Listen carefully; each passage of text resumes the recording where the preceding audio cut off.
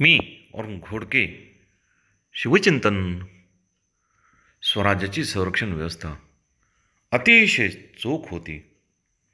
शिवरायांनी स्वराज्यामध्ये शस्त्रास्त्रांचे अनेक कारखाने उभे केले होते. हिंदुस्थानमध्ये होणारी शस्त्रास्त्रे ही मात्र कमी दर्जाची होती, हे शिवरायांनी पक्के ओळखले होते आणि म्हणून त्यांनी परकीय राष्ट्रांची मदत घेण्याचे ठरवले. पोर्तुगीज आणि फ्रेंच यांनी आपले तंत्रज्ञ पाठवून शिवरायांना या कार्यात मदत केल्याचे उल्लेख अस्सल कागदपत्रामधून आढळते.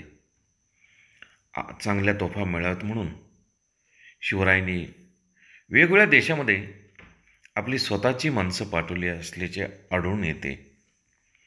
आपली संरक्षण व्यवस्था ही सागरावर सुद्धा मजबूत असली पाहिजे, हे शिवरायांनी 350 वर्षापूर्वी ओळखले होते.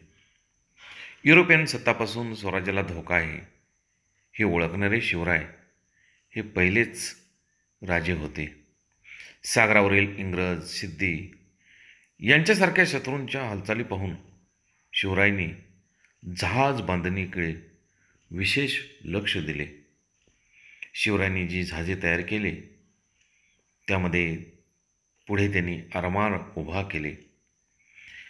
त्यामध्ये गुराब, गलबत, तरांडी, तारू, तीरकाठी आणि मचवा ही जहाजे होती. आरमारात शिवरायांनी दर्या सारंग हे विशेष पद निर्माण केले. शिवरायांच्या जवळ साधारणपणे 700 लढाऊ जहाजे असल्याचा उल्लेख कागदपत्रामध्ये आढळतो. बहुत काय बोलणे, राम, कृष्ण, हरी